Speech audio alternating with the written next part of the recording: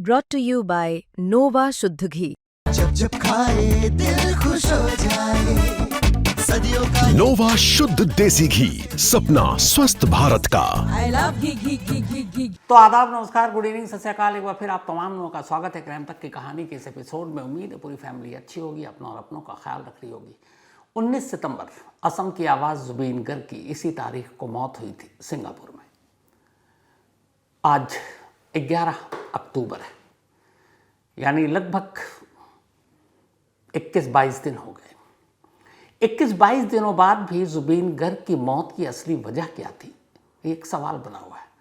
और इसी सवाल की वजह से ये सवाल उठ रहे हैं कि आखिर ऐसी क्या बात है जिसे छुपाने की कोशिश की जा रही है। जो सच है, सारी रिपोर्ट्स हैं, सामने क्यों नहीं आ रही है। लास्ट स्टोरी में आपको मैंने बताई थी कि असम के सीएम हिमंता बिस्वा ने यह कहा था कि 10 अक्टूबर को जुबीन गर्ग की विसरा रिपोर्ट आ जाएगी। यह विसरा रिपोर्ट वक्त पर आ गई और ये विसरा रिपोर्ट दिल्ली की सेंट्रल फॉरेंसिक साइंस लेबोरेटरी, जहाँ पे ये विसरा की जांच हुई, उन्होंने इसको कंडक्ट किया और उसके बाद असम के सीआईडी को ये रिपोर्ट सौंप दी, जो इस मामले की जांच कर रही है। असम सीआईडी ने इस रिपोर्ट को Guwahati medical college and hospital GMCH, जहाँ पर जुबीन गर्ग का दूसरी बार पोस्टमार्टम हुआ, विसरा रिपोर्ट उन्हें दे दी ताकि वो अपनी मेडिकल ओपिनियन दे सकें। 10 अक्टूबर को तय वक्त पर विसरा रिपोर्ट मिली। ये विसरा रिपोर्ट अब गुवाहाटी मेडिकल कॉलेज के पोस्टमार्टम करने वाली टीम को दी गई है। आप देखकर बताएं। जो special director general of police हैं मुन्ना प्रसाद गुप्ता, उन्होंने एक बाकायदा रिकॉर्ड पर कहा है कि फाइनल रिपोर्ट जब गुवाहाटी मेडिकल कॉलेज से मिल जाएगी विसरा रिपोर्ट की, तो उसके बाद ये रिपोर्ट, दोनों पोस्टमार्टम रिपोर्ट और विसरा रिपोर्ट, वो कोर्ट में सबमिट करेंगे। अब special director general of police Munna Prasad Gupta की ये लाइन ये बता रही है कि मतलब सीधे कोर्ट में जाकर सबमिट करेंगे, इस रिपोर्ट को सार्वजनिक या आम फिलहाल नहीं करेंगे। जो कमेटी है गुवाहाटी मेडिकल कॉलेज की, उन्होंने भी इस बात की कंफर्मेशन दी है कि उन्हें रिपोर्ट मिल गई है। लेकिन इस रिपोर्ट में क्या है, इसको भी अभी तक छुपाने की कोशिश की जा रही है। पोस्टमार्टम जो रिपोर्ट है, दो सिंगापुर की और फिर जो गुवाहाटी में हुई, वो भी आज तक किसी को नहीं मालूम है, जबकि पहले ही फैमिली को भी दे दी गई, उसके बाद पुलिस के पास भी है। लेकिन गिरफ्तारियां धड़ाधड़ हो रही हैं। अब तक 7 लोग अरेस्ट हो चुके हैं जुबीन गर्ग की मौत को लेकर। 7 गिरफ्तारियां, धाराएं बदल दी गई, पोस्टमार्टम रिपोर्ट आ चुकी है, विसरा रिपोर्ट मिल चुकी है, 22 दिन हो चुके हैं। तो सवाल तो बनता है कि आखिर ऐसी क्या बात है जिसकी वजह से जुबीन गर्ग की मौत की सच्चाई पुलिस, सरकार सामने क्यों नहीं ला रही है। आमतौर पर आप जितने भी बड़े केस उठाकर देखें, जब सच्चाई सामने नहीं आती तो तमाम तरह की बातें होती हैं। लेकिन यहाँ ऐसा क्या है, आप एक एक कर गिरफ्तारियाँ करते जा रहे हैं, बाकायदा उनको जेल भेजा जा रहा है, पूछताछ हो रही है। 7 गिरफ्तारी हो गई, जिसमें एक तो उनके जुबीन गर्ग के अपने कज़न हैं, चचेरे भाई। लेकिन क्यों गिरफ्तारी हो रही है, मौत के पीछे साजिश क्या है, क्या वाकई एक एक्सीडेंटल डेथ है या इसके पीछे फिर मर्डर है, नहीं मालूम।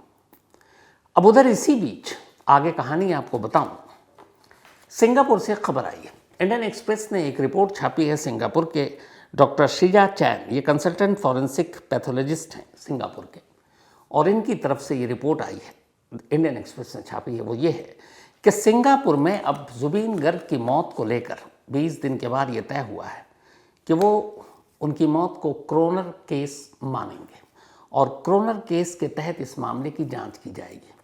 अब आप पूछेंगे क्रोनर केस क्या है और 22 दिन बाद क्यों जागी सिंगापुर सरकार।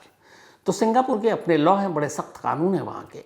सिंगापुर में क्रोनर केस किसी भी ऐसे शख्स की मौत जो शक पैदा करे, सवाल पैदा करे, हादसे में लिपटी हुई साजिश की तरफ कोई इशारा करे, या फिर किस हालात में मौत हुई, कहाँ पर हुई, वो शख्स कौन था, उससे क्या क्या किसी का लेना देना था, ऐसे सवाल और अननेचुरल डेथ हो तो फिर वहाँ एक क्रोनर केस का दर्जा उसे दिया जाता है।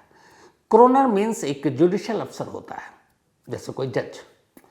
और क्रोनर केस एक्ट के तहत ये जो मामला अगर क्रोनर केस में इसको डाला गया कि इस क्रोनर केस के हिसाब से जांच करेंगे, तो फिर ये कोई एक पुलिस की टीम इन्वेस्टिगेट करेगी और अपनी रिपोर्ट उस क्रोनर जज को देगी। जज इसमें कोई ख़ास रोल नहीं प्ले करेगा, बस वो ये देखेगा कि इस फाइनल रिपोर्ट में फैक्ट्स फाइंडिंग में क्या है, क्या क्या चीज़ें सामने आई हैं, तो फिर वो अपनी एक सिफारिश करेगा कि इसमें ये होना चाहिए, इसमें ऐसा होना चाहिए। तो आमतौर पर सिंगापुर में जब भी कोई सस्पिशियस डेथ होती है, किन हालात में, कैसे, जब वो सारी चीज़ें क्लियर नहीं हो पाती हैं तो उसे क्रोनर केस इन्वेस्टिगेशन के तौर पर देखा जाता है।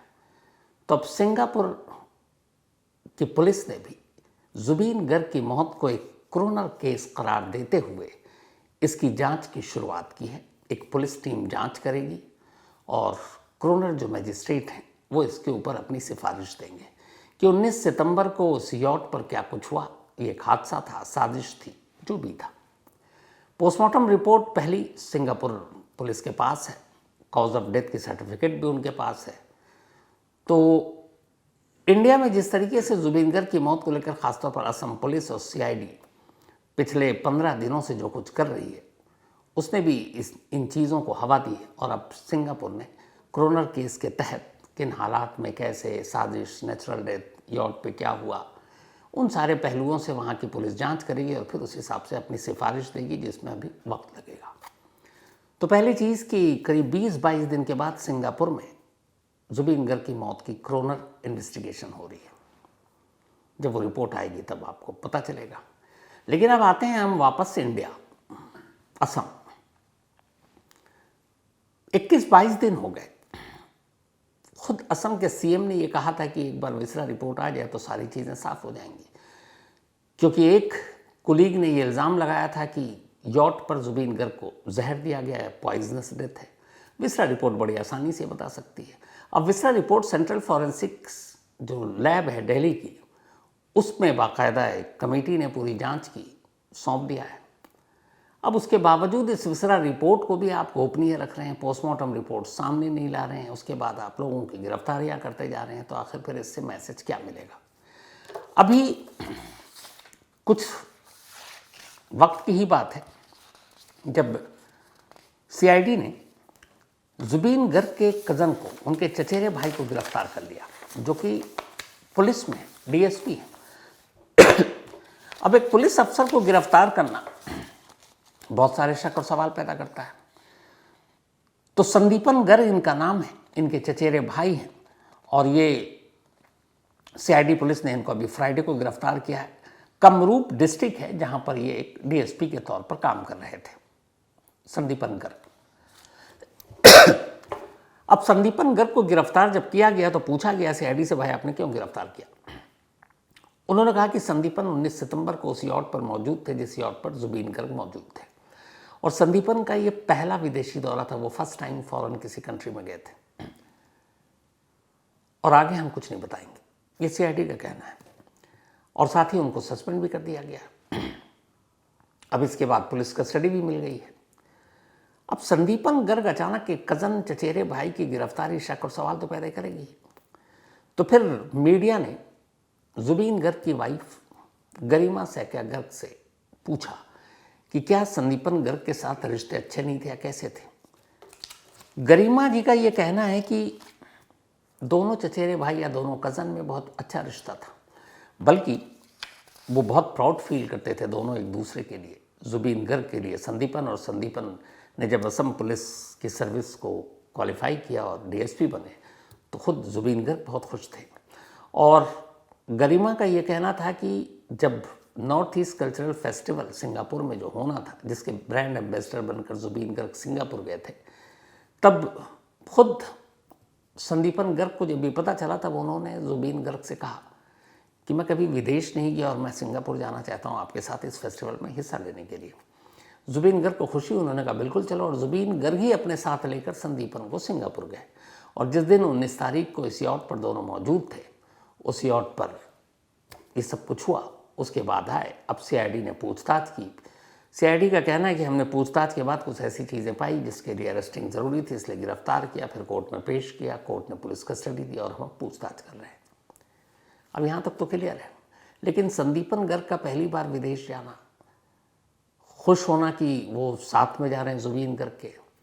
जुबीन गर्ग की वाइफ का कहना है कि दोनों कज़न में बहुत प्यार था, बल्कि जब ये पुलिस में नहीं थे, इससे पहले मॉडलिंग कर रहे थे संदीपन गर्ग डीएसपी, और उस मॉडलिंग के दौर में कुछ ऐसे शोज़ थे या कुछ ऐसी फिल्में थी जिसमें खुद जुबीन गर्ग ने इनको लॉन्च किया था अपने कज़न को। तो उनका कहना था कि उनके रिश्ते बहुत अच्छे थे, लेकिन पुलिस ने गिरफ्तार किया, क्यों किया ये हमें नहीं बताया गया और हमें रीज़न पता नहीं, चूँकि इन्वेस्टिगेशन जारी है इसलिए मैं कुछ और आगे बोलूँगी नहीं। लेकिन जहाँ तक दोनों भाइयों के बीच के रिश्ते की बात है तो उनका कहना था कि आज तक उन्हें ये पता नहीं चला कि इन दोनों के बीच में कोई ऐसा मनमुटाव है। अब डीएसपी की गिरफ्तारी, कज़न की गिरफ्तारी, इससे पहले 6 और लोगों की गिरफ्तारी हो चुकी है। जुबीन गर्ग के manager, north east cultural festival Singapore के ऑर्गेनाइज़र, इसके अलावा 2 बैंडमेट, इसके अलावा 2 पीएसओ जो सुरक्षा अधिकारी थे, जो पुलिस की तरफ से इनको मिले हुए थे, असम पुलिस की तरफ से जुबीन गर्ग को, क्योंकि जुबीन गर्ग की हैसियत एक सुपरस्टार की थी, असम की आवाज़ थे वो। तब एक डीएसपी यानी कज़न और 2 पीएसओ पर्सनल सिक्योरिटी ऑफिसर को भी असम पुलिस ने गिरफ्तार किया। अब जब इनको गिरफ्तार किया तो फिर शक हुआ। इनमें से एक का नाम है नंदेश्वर बोस और दूसरे का है परेश वैश्य। पुलिस का कहना है कि इन दोनों की गिरफ्तारी इसलिए हुई क्योंकि इन दोनों के जब अकाउंट खंगाले गए, जुबीन गर्ग के इन 2 पीएसओ के, तो इनके अकाउंट से 1 करोड़ से भी ज़्यादा लेन देन के हिसाब किताब मिले। अब पीएसओ की सैलरी कितनी होती है, लेकिन उनके अकाउंट में अगर 1 करोड़ से ज़्यादा पैसे का लेन देन हो तो डाउट होता है। उन्होंने कहा कि इनमें से 70 लाख नंदेश्वर बोरा के अकाउंट में मिले और 40 लाख रुपए परेश वैश्य के अकाउंट से। तो 1 करोड़ की अमाउंट छोटी होती नहीं है, और इसीलिए फिर इन दोनों को भी सस्पेंड किया गया और इन दोनों को अरेस्ट किया गया। अब इससे पहले मैंने आपको कहा था 4 और हो चुके हैं, कज़न मिलाकर 5, ये 2 पीएसओ 7 अरेस्टिंग मर्डर के सेक्शन भी जोड़ दिए गए हैं। लेकिन 22 दिन बाद इस सवाल का जवाब अब तक नहीं है कि आखिर जुबीन गर्ग की मौत की वजह क्या थी। पुलिस, सरकार कोई भी इस बारे में जवाब नहीं दे रही है। जुडिशियल कमीशन तक बन चुकी है 1 मेंबर, उनकी तरफ से भी कुछ नहीं है। बहुत सारे गवाहों का इंतज़ार है कि जो असमिया समुदाय के लोग सिंगापुर में रह रहे हैं उनसे अपील भी की गई आप आएँ, उनमें से कुछ ने मना कर दिया। हर एक की अपनी प्रॉब्लम है। अब सरकार आने जाने का किराया भी तो नहीं देगी। असम सरकार ने यह भी कहा कि असम पुलिस सिंगापुर नहीं जाएगी क्योंकि वो उनके अधिकार क्षेत्र से बाहर है, जुरिडिक्शन में आता नहीं है। वाइफ को पोस्टमार्टम रिपोर्ट मिला, लेकिन गरिमा जी ने भी पोस्टमार्टम रिपोर्ट के ऊपर अभी तक बात नहीं की है कि उस रिपोर्ट में क्या कुछ लिखा है और वो कितनी सेटिस्फाइड है अब तक की इन्वेस्टिगेशन से। विसरा रिपोर्ट आ ही चुकी है, फैमिली को देना ज़रूरी है, वो फैमिली को शायद मिल भी गया हो, अभी तक नहीं मिला होता है, आजकल में मिल जानी चाहिए। तो 2 पोस्टमार्टम रिपोर्ट, विसरा रिपोर्ट, सारी चीज़ें हैं। पुलिस की इन्वेस्टिगेशन है, 10 सीआईडी के लोगों की टीम काम कर रही है, 7 लोग अरेस्ट हो चुके हैं, पूछताछ अब भी जारी है। लेकिन जो मिसिंग लिंक है वो ये है कि जुबीन गर्ग के साथ हुआ क्या। और सबसे बड़ी बात यह है कि अगर जुबीन गर्ग के साथ, चूँकि मर्डर के भी चार्जेस जोड़े हैं, हर एक डेथ में इस तरह की सस्पिशियस, जो सबसे इम्पॉर्टेंट होता है वो होता है मोटिव। अगर ये कत्ल है तो कत्ल का मकसद क्या है। अब यहाँ जितने लोग अरेस्ट हुए हैं, अगर आप ध्यान से देखें तो इन सारों का अलग अलग रोल है, अलग अलग फील्ड से हैं, पर कॉमन फैक्टर ये है कि सब जुबीन गर्ग के करीबी हैं या जुड़े हुए हैं, इसलिए वो मिलाते हैं। लेकिन इन सभी का कॉमन मोटिव क्या हो सकता है, किसी ने पूछा था असम पुलिस से, जवाब नहीं मिला। क्योंकि अगर किसी एक शख्स की अगर जान लेनी है और उसमें अगर अभी तो मैं 7 अरेस्ट हैं, 7 लोग मान लीजिए कि ये 7 कातिल हैं, तो इनमें इनका कॉमन इंटरेस्ट क्या हो सकता है। ये बेसिक क्राइम में पढ़ाया, सिखाया, लिखाया जाता है, क्योंकि बिना मोटिव के आप क्राइम क्यों हुआ आप इस्टेब्लिश कोर्ट में करोगे ही नहीं। तो अब यहाँ अगर शुरुआत करूँ, ऑर्गेनाइज़र महंता जिनको अरेस्ट किया गया, जो north east cultural festival Singapore में जिन्होंने ऑर्गेनाइज कराया, उनका और जुबीन गर्ग की दुश्मनी क्या हो सकती है। हो सकता है अगर मैं वैसे बात करूं वेग सा, कि वहाँ पे एक परफॉर्मेंस होना था, पैसे की बात हुई कि इतने पैसे मिलेंगे, इतने आपको देंगे, उसमें कुछ गड़बड़ हुआ, उन्हें लगा जुबीन गर्ग को कि ये मेरे नाम का यूज़ करके बहुत ज़्यादा पैसे कमा रहा है, वहाँ दुश्मनी हो गई। कोई ऐसे राज जान गए कि यहाँ पे ऑर्गेनाइज करके ये कुछ फॉरेन करेंसी और इसका घोटाला कर रहा है, और उन्होंने धमकी दी, दुश्मनी हो गई ऑर्गेनाइजर ने मार दिया। ये बेसिक सा हो सकता है। चलिए, मैनेजर का क्या हो सकता है? सिद्धार्थ शर्मा का, वो भी अरेस्ट है, दूसरा कैरेक्टर 2014 से साथ है। मैनेजर का ये हो सकता है, अगर वेग से इसको भी कहानी सुनाऊं तो, कि ऑर्गेनाइज़र को लगा कि जुबीन गर्ग उसका कुछ खुलासा कर सकते हैं, या उसकी बात नहीं मान रहे हैं, या शायद अपने आप को पीछे खींच रहे हैं इस फेस्टिवल से जिनके नाम पे काफ़ी लोग इकट्ठा होने वाले हैं। तो मैनेजर से कहा कि भाई तुम भी हमसे मिल जाओ, तुमको इतने पैसे देंगे, सारी चीज़ें हैं। चलो मिल गया, एक के भले दो हो गए। मोटिव हो सकता है अगर मैं कहानी पे ही आऊँ। अब तीसरा ये बैंडमेट, दो बैंडमेट हैं, एक सिंगर हैं और एक म्यूजिशियन है। उनका क्या हो सकता है? प्रोफेशनल राइवलरी हो सकती है, और ऑर्गेनाइजर और मैनेजर ने उनका भी ब्रेन वॉश कर दिया हो, ये भी एक कहानी हो सकती है। 4 हो गए। पीएसओ जो साथ में है, उनका क्या होगा? ये पैसे जो 1 करोड़, और ये भी अभी के नहीं है, ये करीब साल भर से चला आ रहा है कि इनके अकाउंट में है। तो फिर इनका मोटिव कहाँ से जोड़ेंगे? अगर साल भर पहले से ये लोग पैसे कुछ ऐसे वैसे कर रहे हैं, तो साल भर बाद का ये जो प्लान है जुबीन गर्ग की मौत है, उससे उसका लिंक कहाँ से जोड़ेंगे आप? इन 2 को भी हटाइए, 6 हो गए। साथ में कज़न संदीपन गर्ग, डीएसपी, पहली बार ही विदेश गए हैं। खुद वाइफ के हिसाब से रिश्ते बहुत अच्छे हैं, और दोनों एक दूसरे को प्राउड फील करते थे। एक असम पुलिस का इतना बड़ा मतलब पद पर थे, दूसरे असम के इतने बड़े स्टार थे। तो उनका ऑर्गेनाइजर से, उनका मैनेजर से, उनका पीएसओ से, या उनका जो बाकी बैंडमेट है, उनसे डायरेक्ट लिंक का कनेक्शन कहाँ से जोड़ेंगे आप? तो इसीलिए मैं कह रहा हूँ कि जो 7 लोग हैं, एक क्राइम करने के लिए इन 7 का एक साथ जमा होना, एक साथ मिलना, एक साथ साजिश बुनना, एक कॉमन मोटिव होना चाहिए। अब वो कॉमन मोटिव क्या है? मैं ये नहीं कह रहा हूँ कि नहीं हो सकता है। अगर ये एक हादसा है तो केस क्लियर है, लेकिन अगर ये साजिश है, एक मर्डर है, तो फिर वो कॉमन लिंक क्या है इन 7 में जो इस वक्त असम पुलिस की कस्टडी में है? कोई ऐसी चीज़, वो चीज़ क्या है? इस कॉमन लिंक को भी हटा दीजिए। मौत हुई कैसे? 2 पोस्टमार्टम रिपोर्ट, विसरा रिपोर्ट सामने है।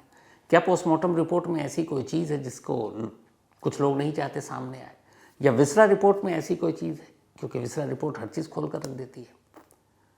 तो विसरा रिपोर्ट में जहर दिया गया हो, विसरा रिपोर्ट में ड्रग्स दिया गया हो, कोई भी ऐसी चीज़, खुलासा हो जाएगा। तो 22 दिन बीत जाने के बाद भी 2 पोस्टमार्टम रिपोर्ट, 7 अरेस्टिंग, भारी भरकम सीआईडी की टीम, सीएम का खुद इसमें इन्वॉल्व होना, कज़न से लेके पीएसओ से लेके ऑर्गेनाइजर, मैनेजर, सबकी गिरफ्तारी, लेकिन रिजल्ट सब अंधेरे में। और अब भी कहा जा रहा है कि विसरा रिपोर्ट को हम सिर्फ कोर्ट में देंगे। तो इसीलिए ये सवाल उठ रहा है कि ऐसी क्या चीज़ है, क्योंकि कम से कम मुझे नहीं लगता हाल के वक्त में कोई ऐसा केस जिसमें पोस्टमार्टम रिपोर्ट को भी छुपाया गया हो, बल्कि शायद ऐसा कोई नहीं। बड़े बड़े ऐसे और भी बहुत सारे केसेस हुए हैं, बड़े कंट्रोवर्शियल हुए हैं।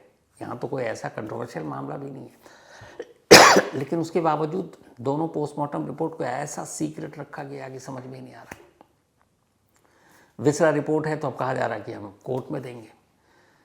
तो ये बात सोच से परे की चीज़ है कि चाहे पुलिस हो, फैमिली हो, जो जुबीन गर्ग के चाहने वाले, उनका इतना हक तो बनता है कि उन्हें ये पता चले कि उनके स्टार की मौत हुई कैसे, वजह क्या थी, साजिश थी तो क्यों, हादसा था तो कैसे।